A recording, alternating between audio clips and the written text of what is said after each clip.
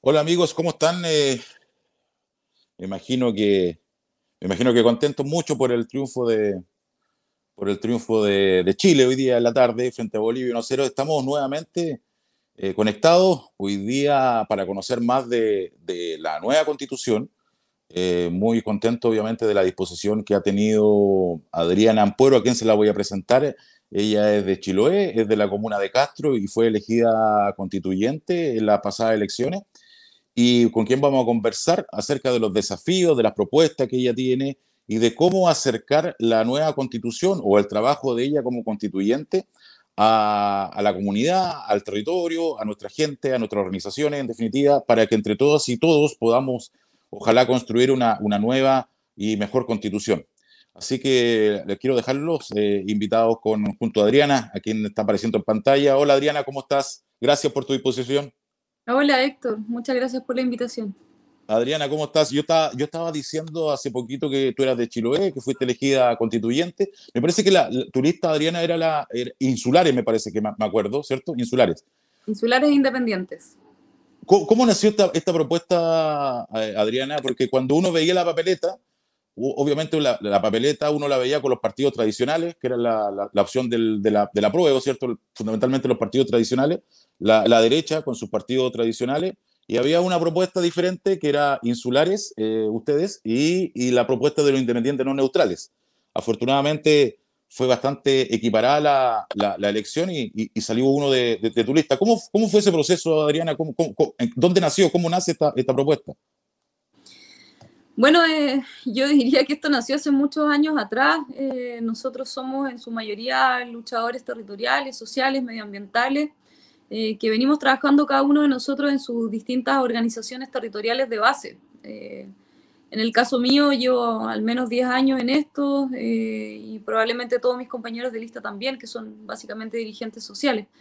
En algún momento, yo creo, post 2019, el año del estallido social, nosotros comenzamos a agruparnos en espacios que eran las asambleas y cabildos comunales.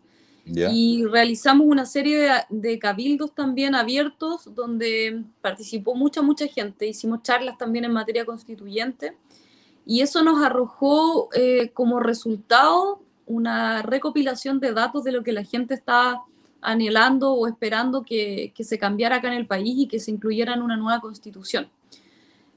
Cuando nos juntamos a sistematizar esto, formamos una red de organizaciones territoriales y asambleas de Chiloé, que en este momento ya es distrital. De hecho, probablemente esta semana le cambiemos el nombre y va a ser la red de organizaciones territoriales y asambleas del sur. Ok, ya. Eh, Ha y crecido, esta ha, red ha- ha crecido la red ha entonces. crecido mucho y esta red en particular, con este trabajo de recopilación de datos, de cabildos, nos dimos cuenta también que nadie iba a defender estas ideas ciudadanas si no éramos nosotros mismos a través de una lista independiente. Así que ese fue más o menos la génesis de insulares e independientes y por qué terminamos conformando esta lista tan variada que también era una alternativa a la política tradicional. Sí, absolutamente atípica desde ese punto de vista, inclusive con el nombre. Yo conocía de nombre a ti, o sea, yo te seguía en la campaña y ya te seguía, y a Diego, que es de Puerto Montt, porque lo conozco, que era, no sé si era el único que era de Puerto Montt, los demás eran de Chiloé, me parece que sí. No, Miguel Maldonado, Miguel Ángel Maldonado también es de Puerto Montt, él es dirigente de Mogalet. Ok, sí, sí, sí, conozco a la organización. Oye, y tú, ¿cómo empezaste con Adriana? Porque tú estudiaste Derecho, ¿cierto? Estudiaste, me imagino, no sé a dónde estudiaste Derecho, en qué ciudad, y después volviste a Castro. Soy egresada de Derecho de la Pontificia Universidad Católica de Valparaíso. ¿Ya? En esa época también nosotros, bueno, era una época estudiantil, éramos jóvenes, conformamos una coordinadora nacional de chilotes en el continente para el mayo de 2016, que fueron los conflictos medioambientales acá en el archipiélago. Habíamos chilotes en todas las regiones, así que en cada región había un colectivo de chilotes y nos asociamos en esta especie de coordinadora nacional donde por supuesto nos encargamos también de visibilizar el conflicto medioambiental y social que había acá en el archipiélago. Oye, Adriana, entrando un poquito en el tema, no puedo dejar de preguntarte la declaración de los, obviamente, me imagino que te lo han preguntado miles de veces, pero la declaración de los 34 constituyentes de la lista del pueblo. ¿Qué te parece esa declaración? ¿Ustedes en qué posición están frente a este abanico de bancadas teóricas que podrían existir. ¿Dónde están ustedes? ¿Cómo se sitúan en el fondo en esta bancada teórica? Bueno, lo primero que hay que aclarar es que yo siento que hay una confusión ahí como ¿Mm? nacional, que la prensa colabora harto en ello también, en la ¿Mm? confusión. Esta carta de los 34 no es una carta de la lista del pueblo, ¿ah? Es una carta de la vocería de los pueblos, que es un espacio un poco más grande, un poco mayor, que agrupa a candidaturas independientes, candidaturas con base territorial y social y escaños reservados. Y bueno, este es un espacio que ha ido creciendo. Incluso después de la Carta de los 34 se ha sumado más gente también, el espacio es más grande de lo que partió, y se establecieron, yo creo, a modo de diálogo y de conversación ciertos puntos que nosotros queríamos poner sobre la mesa antes de que se inicie la Convención Constitucional. Puntos que queríamos poner sobre la mesa no porque a nosotros se nos ocurrieron o porque en el fondo nos arrancamos como con los tarros, como se dice en buen chileno, Sí. sino que porque eran mandatos que nosotros también traíamos de nuestras organizaciones de base, que han estado preocupadas durante todo el estallido social por la desmilitarización del Gualmapu, por la liberación de los presos políticos de la revuelta, por la no aprobación del TPP-11, que por cierto va a coartar las facultades constituyentes de manera significativa. Hay varias temáticas que para nosotros eran relevantes ahí. Y una de esas temáticas que resultó ser la más polémica, pero no era la única, yo siento que la prensa se centró ahí también, era en el cuestionamiento del Pacto por la Paz, que terminó siendo lo más conflictivo, ¿no? Sí, claro, sí. Eh, Así se leyó por lo menos, sí. bueno, se leyó de una manera bien extraña porque finalmente se generó un debate nacional sobre si los 2/3 eran o no eran válidos. Y la Carta de los Vocería de los Pueblos en ningún momento mencionó los 2/3. De hecho, cualquiera que la quiera leer, porque es pública, está en internet, Mm. no menciona los 2/3 en ninguna parte. Lo que pasa es que resultó ser que ese era el talón de Aquiles de la política tradicional en general en Chile. Entonces se desesperaron un poco. La prensa tradicional no aportó nada, yo creo, también se hablaron varias tonterías como destituirnos, reemplazarnos, incluso Ah, sí, se sí. trató de instalar en el Mercurio y la Tercera que nosotros estábamos usurpando los poderes del Estado, que poco menos que queríamos derrocar al Congreso y al presidente, cosas que por cierto son totalmente absurdas y no es el espíritu de la vocería de los pueblos ni de ninguno de sus integrantes. Pero más allá del error, Adriana, yo creo que se instaló una discusión que es rica en todo caso. En realidad yo pienso que no pueden haber temas vedados para la constituyente, bajo ningún punto de vista, creo yo, porque esa es la gracia de la constituyente, que partamos sin vetos, sin prejuicios, sin autocensurarnos en el fondo, yo creo. O sea, si me preguntas a mí, Héctor, yo ¿Sí? encuentro muy extraño que a nosotros se nos otorgue la facultad de determinar nuestras reglas de funcionamiento, que de hecho en eso hemos estado trabajando en el reglamento de la Convención Constitucional, pero dentro de estas facultades de atribuirnos nuestras reglas de funcionamiento se nos cuarte de antemano la posibilidad de discutir bajo qué quórums queremos funcionar. Por otro lado, también nosotros somos candidaturas que apuestan a la participación ciudadana, por lo tanto sería interesante también entregarle a la participación ciudadana esta discusión que parece ser que viene zanjada de antemano por los partidos políticos. Hay otras cosas extrañas que resultan ser extrañas en lo personal también. En algún momento se dijo que no se podía modificar esta ley constitucional porque es la que había aprobado el proceso, pero resulta ser que esta ley constitucional que plasma el Pacto por la Paz ya ha sido modificada varias veces, incluso después del plebiscito del apruebo, porque algunos decían, en el plebiscito la gente votó porque estaba a favor del Pacto por la Paz. No, el plebiscito nadie votó por el Pacto por la Paz, votamos por una nueva constitución. Y el Pacto por la Paz tampoco resultó ser inamovible, porque 30 días después del plebiscito del apruebo se generó una modificación de la norma constitucional que permitió el ingreso a los escaños reservados. Lo que Sí. significa que esta ley en general no es inmodificable. Lo que pasa es que no existe la voluntad parlamentaria para modificarla, que es otra cosa muy distinta. Coincido plenamente, porque tanto se habla, Adriana, efectivamente, de que el día de la votación del rechazo del apruebo, solo existía el llamado a votar por la nueva constitución, ¿cierto? O las dos opciones, apruebo o rechazo, convención constitucional mixta o total, ¿cierto? Y estaba la paridad de género, me parece, solamente eso. Y creo que Sí, después inclusive apareció los escaños reservados, los cupos a los escaños reservados a los pueblos originarios. O sea, Sí. estaba como recién armándose este tema. O sea, es absolutamente modificable. Y es discutible también. Yo siento que igual se malinterpretaron, por ejemplo, los mecanismos. A nosotros nos decían, bueno, ustedes quieren usurpar algo que ya está dictaminado. No, pueden haber millones de mecanismos de modificación. Uno puede ser que el Congreso Nacional se ponga de acuerdo en modificar este quórum que cuarta el funcionamiento, el libre funcionamiento de la Convención Constitucional. Sí, es Ese una sería un vía. mecanismo ideal Sí, porque nos ahorraría muchos problemas. sí. Y la otra, y pueden haber otras soluciones al interior de la Convención Constitucional también. ¿Qué pasa si la Convención Constitucional por 2/3 decide que no se van a respetar los 2/3? También podría ser un mecanismo. Así es. Y es un ¿Vamos a mecanismo terminar en la perfectamente Corte válido. Suprema? Seguro que sí. Y la Corte Suprema lo dirimirá y todos respetaremos las sentencias firmes y ejecutoriadas porque estamos en democracia, no estamos en dictadura. Entonces, no, Sí. Pero no yo creo que nadie se esté creo, subiendo por el chorro en el fondo. no, no, claro, lo que pasa es que hay poderes que obviamente quieren limitar el poder de la constituyente, cosa que me parece que cosa que me parece obviamente imprudente, porque la gracia justamente de ustedes y tú personalmente es que partes de cero y puedes, y no tienes vetos anticipados, y puedes hablar de todo. Pero en definitiva, Adriana, ¿qué es lo qué te parece? ¿Qué se podría mantener de la constitución del 80? Que obviamente tú la conoces muy bien. ¿Qué piensas que se va a mantener? Algo. ¿Te Mira, parece? ¿Hay algo positivo en la Constitución del 80? sí, claro, uno no puede ser tan injusto también y creer que todo es negativo y que todo está mal. Hay algunas cosas que a mí en lo personal me parece que están mayoritariamente bien y que habría que hacerle solamente algunas modificaciones menores. Por ejemplo, la Contraloría General de la República. Yo creo que la Contraloría General de la República es un organismo que funciona bastante bien, ¿no?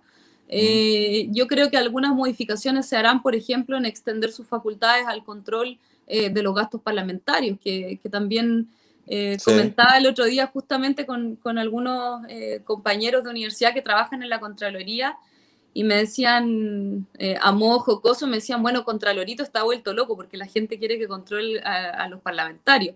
Y yo le sí. digo, bueno, a mí me gustaría que Contralorito tuviera la facultad exactamente de generar cierto control ahí también. Pero son modificaciones que quizás no van a ser tan profundas, porque la Contraloría parece ser un organismo que funciona bien, ¿no? Pero tú tienes Eh, razón, Adriana, Contraloría General que realmente sea general, porque claro, efectivamente el tema parlamentario está ajeno al control fiscalizador de Contraloría, efectivamente. Por ejemplo, los gastos también del Poder Judicial.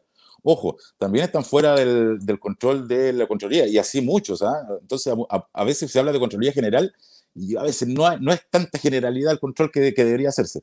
Y otras claro. cosas, por ejemplo, Adriana, ¿qué te parece de otras cosas? El recurso de protección, por ejemplo, que tanto se habla como mecanismo de Sí, defensa. yo creo que sí, que en el fondo, en el mundo en general, los recursos de protección y amparo constitucional son recursos que se utilizan en todas las constituciones. De que va a haber que ampliarlos, sí, pues, ojalá pudieran aplicarse para el resguardo de todas las garantías y de los derechos sociales básicos constitucionales, que en este momento no es así, funciona para algunos, para otros no. Eso va a haber que ampliarlo, pero son mecanismos más o menos consensuados en el mundo, ¿no? Sí, Hay otros también derechos que por supuesto que van a estar, o sea, yo creo que nadie se opondría al resguardo de la vida y la salud, de que vamos a profundizar el derecho a la salud, claro que sí, de que vamos también a conversar sobre los derechos humanos básicos, por supuesto, pero yo creo que nadie está pensando en eliminar, por ejemplo, el derecho a la vida y la salud. sin Eh, duda. son, son Que, cosas pero, que no requieren mayor cambio, sino que más que nada profundización.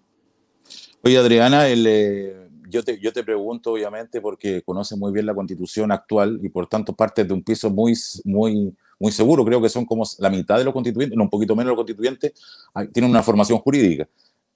Por tanto, ya hay un piso de conocimiento de lo que se va a reformar o de lo que se va a cambiar completamente. Pero la pregunta, en el fondo, es: ¿dónde apunta el tema el principio de subsidiariedad del Estado?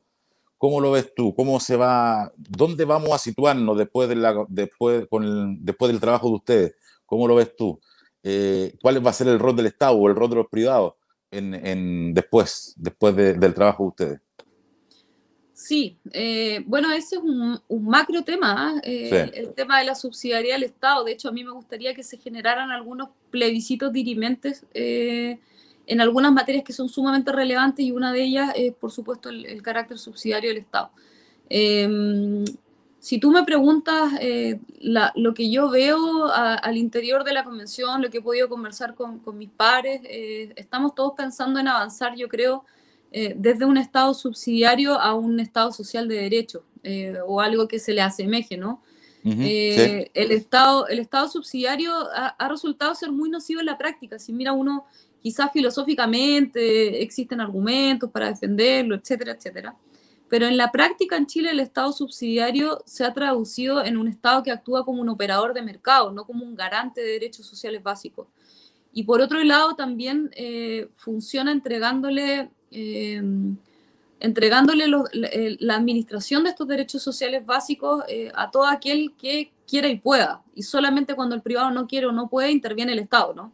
Pero los privados siempre quieren y siempre pueden, porque resulta ser que hay un negocio en la salud, hay un negocio en la sí. educación, hay un negocio en las pensiones, y acá necesitamos un Estado que, por supuesto, sea mucho más garante también de los derechos sociales básicos. Y acá es importante también la pregunta que haces tú, ¿qué pasa con lo público y lo privado?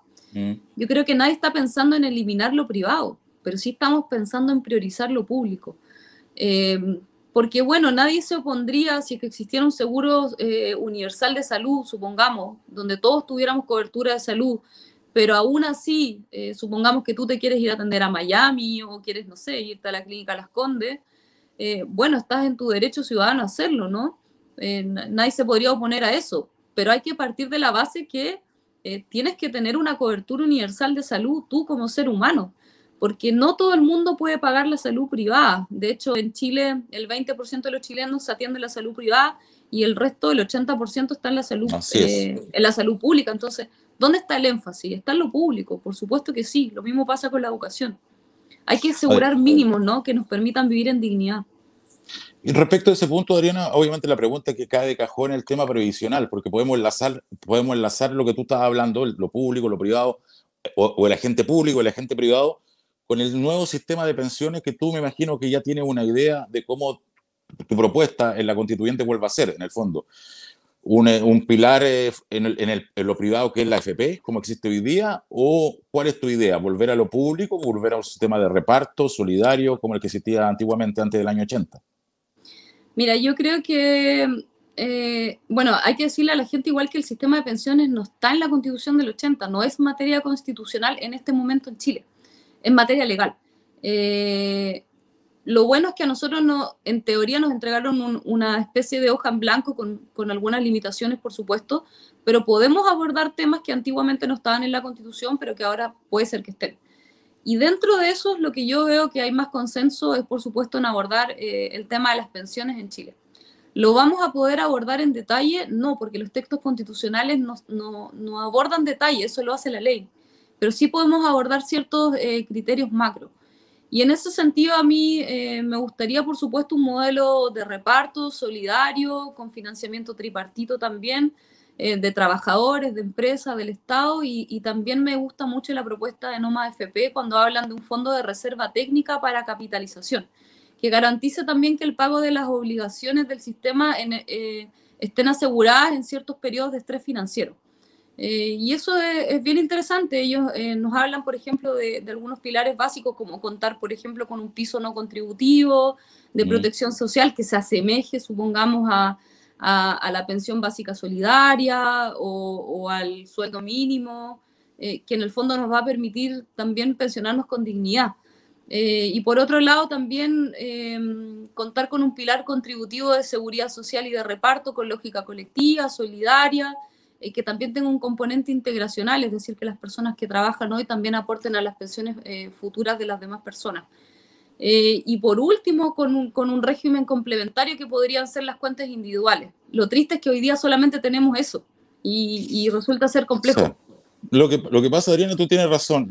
Obviamente el sistema de pensiones puede estar regulado, o sea, está regulado hoy día en ley y no en la Constitución. Sin embargo, hay un concepto, lo que hablamos anteriormente, hay un concepto, una mirada o una forma de mirar la Constitución hoy día, que es una mirada con una lógica subsidiaria, ¿cierto? Por tanto, cuando hay una mirada con una lógica subsidiaria para mirar la Constitución actual, nosotros entendemos, ¿cierto?, que hay una lógica en la que el privado tiene una preeminencia inclusive en la forma de garantizar derechos sociales, ¿cierto? Como es la previsión, y por eso que de sistema de seguridad social no tenemos nada. Pero, ¿qué tanto margen, la pregunta es, qué tanto margen la constituyente o tú te gustaría dejarle al Parlamento? O sea, ¿me entiendes? ¿Cuál es el rango de libertad que tú le podrías dejar al Parlamento, cosa que el Parlamento no pueda moverse más allá de una lógica más garantista del punto de vista del Estado? No sé si me doy a entender. Porque si la constituyente es demasiado genérica, el Parlamento toma una constitución un poquito genérica y puede hasta mantener un mismo sistema de pensiones fundado en un pilar privado. Entonces, mi pregunta es, ¿hasta qué margen a ti te gustaría dejar en este tema, por lo menos de la previsión del sistema de pensiones? Sí, es un tema ese, porque no solamente aborda el sistema de previsiones, sino que yo creo que es una preocupación que permea toda la Constitución, ¿no? Hasta qué Sí, margen le dejamos al Congreso Nacional. Es lo mismo que exacto. pasaba, por ejemplo, con el tema del agua. Cuando uno dice, bueno, el agua ya es un bien nacional de uso público, entonces, ¿cómo lo van a abordar de manera que no termine estando en manos de privados? Y acá hay técnicas legislativas. Por ejemplo, la Constitución de Ecuador nos dice derechamente que el agua es un bien nacional de uso público, pero también nos dice que está prohibido que esté en manos de privados, porque acá se pone un límite, un piso, ¿no? Lo mismo pasa, yo creo, en el sistema de pensiones. Vamos a tener que poner algunos pisos también, y en ese sentido me gustaría que avancemos. Yo no sé cómo nos vamos a poner de acuerdo para generar algunos, no me gusta la palabra cerrojos constitucionales, porque es bien Ya. propia de la Constitución del 80, pero Sí. sí algunos pisos, ¿no? Algunos pisos mínimos que nos digan, bueno, de aquí para arriba nosotros legislamos. Exactamente, sí. Eso era mi pregunta fundamental. ¿Cuál es el margen de acción que va a tener el Parlamento frente al trabajo de ustedes?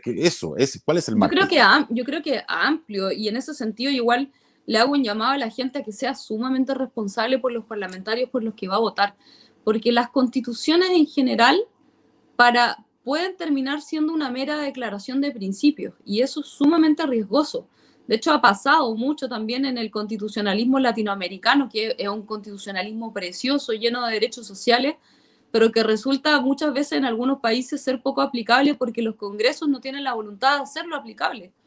Y en ese sentido, a mí me gustaría, por ejemplo, que tuviéramos un Congreso Nacional que ya estuviera trabajando en una reforma tributaria que nos permita implementar los cambios sociales que se vienen. Y sin embargo, los vemos entrampados en si van a aprobar o no el retiro del 10%. Y a mí me gustaría que Sí. estuvieran trabajando en reformas profundas. Pero creo también que bueno, enhorabuena, se viene un cambio del Congreso Nacional, vamos a tener que votar con mucho ojo, con mucho cuidado, ojalá gente capaz, que sea capaz también de dictar las leyes que hagan aplicable esta Constitución. Y nosotros tendremos que legislar, yo creo, de manera cautelosa. No creo que tengamos que hacer una constitución que sea sumamente detallista, pero tampoco creo en las constituciones mínimas, en las constituciones que solamente declaran principios. Me Ujú. parecen peligrosas y me parecen poco aplicables en la idiosincrasia nacional. Es importante poner también algunos cortapisos. Por ejemplo, lo que te mencionaba en el agua. Decir derechamente que el agua no puede estar en manos de privados. Exactamente. O si no, dejas demasiado margen, lo que te preguntaba. Y qué bueno lo que dijiste tú, porque hay muchas cosas que están garantizadas. O sea, por ejemplo, tú bien conoces el artículo 19, número 1, que el Estado garantiza el derecho a la vida y la integridad física. O sea, es una bonita declaración, que el Estado garantiza a todos sus ciudadanos el derecho a la vida, y sin embargo tenemos que interponer recursos de protección para los medicamentos de alto costo para que un niño o un adulto mayor no se nos muera. Claro.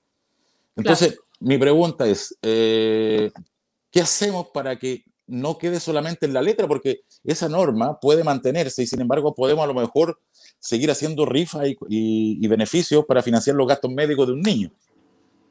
Yo, ¿Me yo te entiendes? O soy, sea, sin- sí, sí, yo te soy sincera, yo creo que las constituciones que surgen, eh, no de acuerdos institucionales, sino de crisis económicas, políticas y sociales, las constituciones que tienen esa base en su génesis, en su origen, tienden a ser constituciones que regulan mucho los derechos, al menos los derechos sociales básicos. ¿Por qué? Porque existe una desconfianza generalizada, una falta de representatividad, que son los problemas que nos han llevado también a querer redactar una nueva constitución. Entonces yo creo que en la técnica legislativa propiamente tal, vamos a tener una constitución que no creo que sea una constitución de mínimos, creo que va a ser una constitución que va a abordar también en detalle bastantes derechos, sobre todo aquellos que resultan ser influyentes en nuestra calidad de vida. Adriana, sí, sí, qué entretenido, qué rico hablar contigo desde el punto de vista de que hay un contenido sumamente, ¿cómo te dijera yo? Obviamente tú vienes de la isla, tienes una mirada isleña y por tanto tu mirada cruza quizá un constituyente que está, no sé, viviendo en Valparaíso, porque es otra realidad. ¿Cuál es la particularidad tuya de mirar una constitución desde Chiloé, por ejemplo? O sea, que delante se me ocurrió una pregunta justamente que va por ese lado. ¿Cuál es qué mirada tienes tú viniendo de la isla? ¿Cuál es la particularidad, Adriana, tuya, por ejemplo? Yo creo que esa particularidad la hemos ido trabajando en conjunto a través de las asambleas y los cabildos que hemos realizado. Hay una mirada insular, yo creo, en buena parte de las propuestas que quizás compusieron mi campaña, que yo también creo que las campañas son eso, son campañas. Uno después de la campaña se va encontrando con otras realidades, va ampliando su mirada, va profundizando derechos. Hay muchos derechos de los cuales yo no estaba enterada durante la campaña y ahora reuniéndome con organizaciones nacionales, locales, he ido aprendiendo mucho también de ellos. Ayer tuve una reunión, por ejemplo, con defensores de los derechos humanos de las personas con discapacidad, de las personas con discapacidad auditiva, que me contaron cosas de las cuales yo quizás no estaba enterada y que son sumamente relevantes. Me dieron incluso ejemplos de derecho comparado. Tuve una reunión con mujeres que se reúnen por la defensa de los derechos de la maternidad, que son cosas en las que uno va profundizando mucho más allá de las campañas y se va enterando de otras cosas. Pero en lo particular, acá en Chiloé, yo creo que hay algunas cosas que son muy insulares, como por ejemplo solicitar un derecho a la conectividad insular y de territorios aislados. ¿Ya? Eso es muy sureño. Sin De duda, hecho, por eso te lo sí, preguntaba, claro. yo convoqué, de las primeras cosas que hice después de que salí electa, fue convocar a una reunión de constituyentes de independientes de Concepción hacia el sur, para que pudiéramos hablar de aquellas temáticas que nosotros considerábamos que eran relevantes para el sur, ¿no?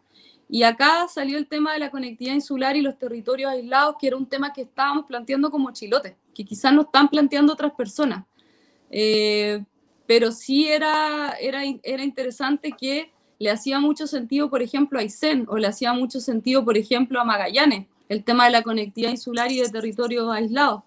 Y ahí vamos confluyendo también en opiniones, pero creo que hay temas que son muy propios de este distrito. Y entre ellos está también el acceso a los derechos, más que que te garanticen el derecho a la salud, el derecho a la educación. Para este distrito en particular, que es tan accidentado geográficamente, es importante que te aseguren el acceso, que tú puedes llegar a un hospital, que tú puedas llegar a estudiar a un liceo, porque acá hay gente que se traslada de las islas menores a la isla grande para estudiar, abandona a su familia. Esas son miradas que solamente las da el hecho de vivir en territorios aislados e Por eso, inhóspitos, quizás. por eso te lo preguntaba, Ariana, porque quizás va a ser un distintivo tuyo, o quizás de otro constituyente que venga, no sé, pues a lo mejor de Rapa Nui, de Magallanes, no sé, ¿cierto? Que tengan una mirada particular respecto a estos temas, porque se habla de la conectividad digital, naturalmente, pero también de esta conectividad tan olvidada con territorios como Palena, Chiloé, etcétera. Finalmente, Adriana, no te puedo dejar de preguntar un par de cosas respecto, ¿cuál es tu mirada respecto al sistema político? Eh, no sé cómo lo ves, el régimen presidencial. Eh, Sí, bueno, esa es una de las preguntas que también me gustaría que, respecto a las cuales se hiciera un plebiscito dirimente, ciudadano, ¿Ya? ¿no? Yo pienso que en Chile tenemos un hiperpresidencialismo. Hay algunos que dicen que no, que lo argumentan filosóficamente, pero en la práctica todos sabemos que tenemos un presidente que pareciera ser que tiene demasiadas facultades, ¿no? Sobre todo en materia económica. En materia de pensiones Sí. también, existe mucha iniciativa exclusiva presidencial, que es algo que no es tan común en las constituciones. ¿Ah? Por ejemplo, uno tendería a pensar que esto podría ser regular en Estados Unidos, pero no, en Estados Unidos no existen estas facultades exclusivas del presidente. Sí existen en Chile, y eso es muy raro. Tenemos también, por supuesto, una crisis de representatividad que podemos tenerla ahora, pero podemos tenerla en 10 años más. Entonces también tenemos que generar un sistema que nos permita cierto equilibrio, ciertos frenos y contrapesos entre el presidente, el Congreso Nacional y los distintos poderes que van integrando el Estado. Porque las crisis de representatividad suceden, ocurren. Puede ser que este año la tengamos, que el próximo no, que el subsiguiente no tampoco, y en 10, 15 años más la volvamos a tener. ¿Y qué vamos a hacer ahí? Vamos a seguir teniendo un presidente que esté dotado de estas facultades que constituyen un hiperpresidencialismo. A mí me gusta más el sistema semipresidencial, Ok, siendo súper sincera. eso te iba a preguntar naturalmente. ¿Y tu mirada de Estado unitario, más descentralizado, federal? ¿Cuál es tu mirada Claro. respecto a la organización del Estado? Yo creo que lo primero que hay que decir es que Chile no es un Estado unitario en la práctica. Eso es algo que trató de imponer la Constitución del 80, pero nosotros somos un Estado plurinacional.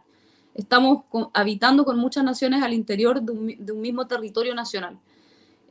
Por lo tanto, no somos un país unitario. Eso es lo primero que hay que decir en la práctica, en la realidad. Y tenemos que hacernos cargo de eso. Respecto de cómo nos vamos a dividir político-administrativamente, a mí me hace sentido el sistema de estados regionales, que son los sistemas que aplica, por ejemplo, Italia, Portugal, Francia, donde, bueno, para explicarle como en términos generales a la gente, no es propiamente tal un federalismo, los federalismos son carísimos de aplicar, lo más probable es que ni siquiera tengamos presupuesto para aplicar un federalismo, y en Chile ya se ha intentado el federalismo, no ha funcionado, es como un poco lejano a nuestra idiosincrasia. Este sistema, el sistema de estados regionales, mantiene las regiones, pero no las regiones como nosotros las conocemos hoy día, que están descentralizadas administrativamente. Porque la descentralización administrativa, es decir, pasarle un par de lucas a las regiones y ustedes hagan más o menos lo que les parezca, no es un buen sistema de descentralización. De hecho, vivimos en el país más centralizado de la OCDE. Entonces, ¿cómo lo hacemos? ¿Cómo descentralizamos estas regiones, estos estados regionales, otorgando ciertas autonomías políticas, económicas, legislativas y también tributarias? Y cuando digo tributarias, claro, todos quisiéramos que las empresas que trabajen acá tributen acá y no en Las Condes, pero Sin también hay duda. que tener hay que tener ojo y ciertos mecanismos de corrección, porque resulta ser que regiones como Antofagasta, por ejemplo, bajo este sistema van a ser sumamente ricas y regiones, por ejemplo, como el Maule van a ser sumamente pobres. Entonces también tenemos que generar algunos mecanismos de corrección en ese sistema. Está bien que las empresas tributen en las regiones, pero tenemos que generar algunos mecanismos de corrección ahí que nos permitan crecer en equidad también. Para que no crezcamos en desigualdad territorial finalmente. En el fondo. Sí, Claro, que es lo que sí. queremos evitar. Obviamente, si te entiendo, pero lo que pasa es que estoy pensando en las empresas de Chiloé, la empresa, por ejemplo, la empresa salmonera, obviamente, que no tributan acá, obviamente, pero tu mirada en el fondo es de otorgar más poder a las regiones, naturalmente, pero con mecanismos de corrección, por lo menos a través de un sistema de rentas que tributen para un fondo general, para distribuir en mejor forma alguna desigualdad territorial que se pueda producir. Hay que poner, aunque sea un grado de tributación que nos permita generar estas compensaciones. Pero estamos apuntando a autonomías regionales, autonomías derechamente, y yo acá pongo siempre este mismo ejemplo, que quizás para la gente es más fácil entenderlo así. Las regiones necesitan legislar también, con pertinencia. ¿Qué pasa con la ley medioambiental? Acá un ejemplo súper concreto. Tenemos una misma ley de medio ambiente que se aplica desde Arica hasta la Antártica. Y resulta ser que tenemos en ese trecho de tierra, tenemos regiones desérticas, regiones lluviosas, campos de hielo sur, etcétera. Entonces, ¿cómo vamos a tener una misma legislación medioambiental para todo el territorio nacional? Necesitamos legislaciones que sean pertinentes a los territorios. Necesitamos también planificación regional, planificación comunal, y acá eso, por supuesto, tiene que ver también con una descentralización legislativa. La descentralización política también, cómo vamos generando autoridades que tengan ciertas autonomías también, que nos permitan tener cierto grado de descentralización política y que no todo esté centrado en la política que se realiza en Santiago. Me quedo con lo novedoso, Adriana, que tú acabas de decir, que en el fondo tú también estás por la idea de generar facultad regional para dictar normas pertinentes al territorio. que Sí, hoy día son bastante pocas. Tú sabes que en la práctica se reducen a la posibilidad que los municipios tienen de dictar pequeñas ordenanzas, pero son en campos muy limitados como la basura, ¿cierto? Los permisos municipales, en fin, pero son bastante mínimas, con bastante menor impacto. Pero tú estás por la idea, en el fondo, de crear por lo menos regiones que tengan facultad de dictar normas pertinentes de mayor relevancia, imagino. claro, yo quiero regiones con autonomías políticas, económicas, legislativas, no solamente administrativas, no solamente que nos pasen un poco de plata y nos digan, bueno, traten de invertirlo en algunas cosas acá y traten de Sí. crecer lo más que puedan con lo poco que les damos, porque a todo esto nos dan muy poco. Somos de los países de la OECD que menos inversión regional tienen, menos gasto público regional. Tenemos un 15% aproximadamente y el resto de los países de la OCDE se mueven entre el 30 y el 40, lo que significa que de descentralización económica tenemos bien poco también. O sea, imagínate que la Subsecretaría de Desarrollo Regional, la famosa Subdere, está en Santiago. O sea, es Claro. bastante raro el símbolo. Oye, Adriana, y tu mirada, o sea, dos últimas preguntas respecto al tema, tu mirada del Congreso, del Parlamento. ¿Cuál es tu mirada? ¿Cuál unicameral, bicameral? ¿Qué es lo que piensas? Y finalmente, desde la constituyente o desde tu visión particular respecto a la constituyente, ¿cómo mejoramos la política o cómo mejoramos la representación política, que creo que está en crisis hace mucho tiempo, eh, en una nueva constitución? Si hay algún piso para generar algo que permita tener mejor representación política. Sí. Bueno, ¿cuál era mi primera pregunta que me habías hecho? Que era interesante. No, el tema de tu mirada respecto del Parlamento. Sí, Sí. sí.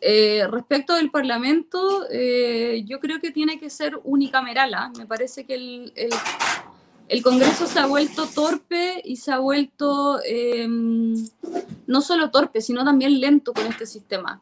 Me genera un poco de ruido disminuir los cupos parlamentarios, porque creo que fácilmente podemos volver a caer en un binominal.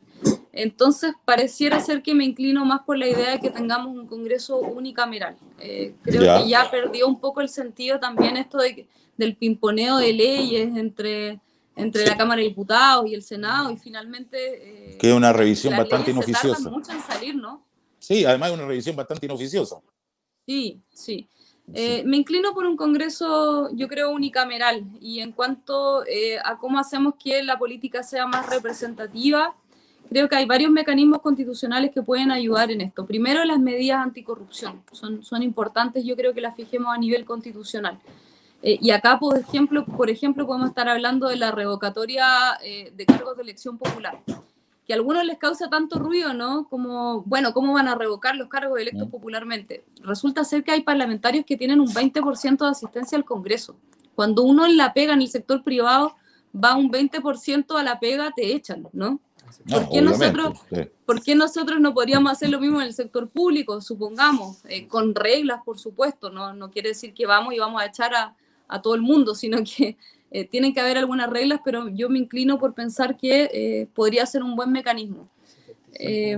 También creo que tienen que haber normas, por ejemplo, iniciativas populares de ley. Creo que el control ciudadano sobre aquello que se está legislando también es relevante.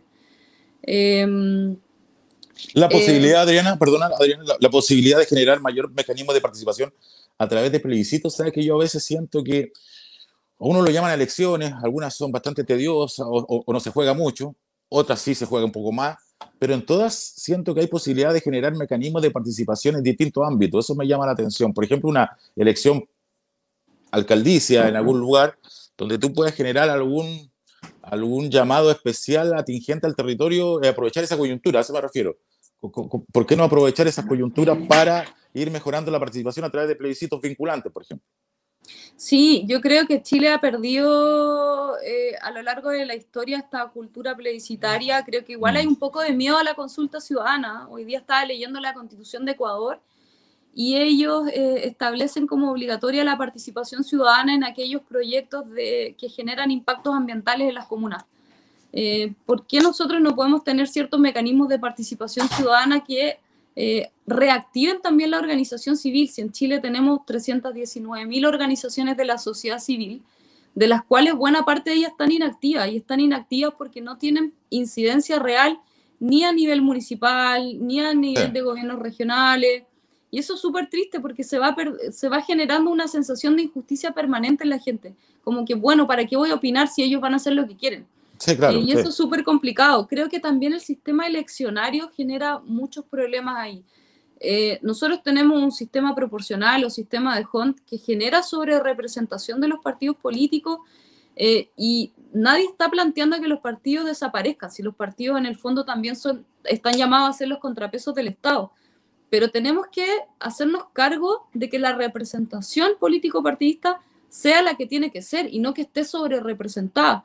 Imagínense ahora en el proceso constituyente le permitieron a los independientes hacer lista y los independientes arrasaron. ¿Qué pasa en el Congreso Nacional? ¿Cuántos parlamentarios salieron electos solamente por el sistema proporcional de Hunt, donde a los independientes no se les permitió participar? ¿Y los independientes quiénes son? Los independientes no son gente que se despertó en la mañana y dijo, hoy quiero ser candidato. La mayoría de los independientes son dirigentes sociales, que no Sí, tienen claro, militancias, pero tienen tanto derecho a opinar como los demás. sin duda. Entonces, ahí hay que hacer quizá una readecuación a nivel constitucional para permitir ese tiraje novedoso desde el punto de vista de la representación. Es que, Héctor, yo creo que es sumamente riesgoso el sistema eleccionario que tenemos ahora, porque yo creo que también es el responsable de buena parte de la crisis política, económica y social que tenemos. Entonces, está bien, los partidos tienen derecho a estar representados en el Congreso, pero no a estar sobre representados. Nadie puede tener derecho a estar sobre representado en ningún espacio. Bueno, no estar exclusivamente representados por los partidos políticos. La exclusividad es la que también puede molestar o hacerle daño a la democracia. Adriana, yo te agradezco infinitamente la posibilidad de conversar contigo. Yo te seguía desde antes de tu campaña. Eh, Te agradezco el espacio y te deseo lo mejor. Sé que lo vas a hacer muy bien, sé que lleva muy adentro el tema de Chiloé, bueno, ahora del distrito en general, y en lo que te pueda ayudar naturalmente desde Puerto Montt, a tu disposición. Y el mejor de los éxitos, y ojalá nos podamos encontrar en algún momento. Gracias. Igual comentarle a la gente bueno, si están en organizaciones o si quieren tener algún tipo de contacto con Eso. esta candidatura, me pueden escribir. Tengo redes sociales, mis mails están publicados ahí también, aceampuero.constituyente@gmail.com. Voy a estar Nosotros, también, por supuesto, viniendo para acá, aplicando ciertos mecanismos de participación, asambleas, cabildos, así que nos vamos a estar viendo constantemente. no, nosotros vamos a pasar tus redes para que la gente pueda, los ciudadanos, contactarse directamente contigo. Yo sé que hoy día estás haciendo estos programas o estas formas, pero después vas a tener que regularte por la ley del lobby, como es normal, y me imagino que ya después vas a publicitar una forma de comunicación o de participación mucho más estructurada, me imagino, para trabajar en la constituyente. Así que felicitaciones, Adriana. Un abrazo enorme, Gracias. que te vaya muy bien. Igual. Un abrazo, que Chao, estén muy bien. Chao, chao. chao. Bueno, un abrazo.